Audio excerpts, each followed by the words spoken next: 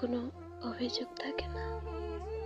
খুব করে চাইতে থাকা জিনিসগুলোর প্রতি অনীহা কাজ করে।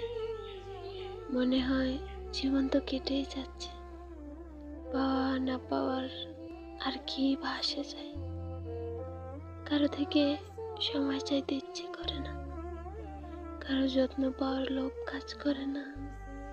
ভালোবাসা পেতে কিংবা ভালোবাসতে অনাগ্রহ বোধ হয়। কথা বলার আকাঙ্ক্ষা থাকে না, নেই অভিমান অভিযোগ, না থাকে আর অপেক্ষা।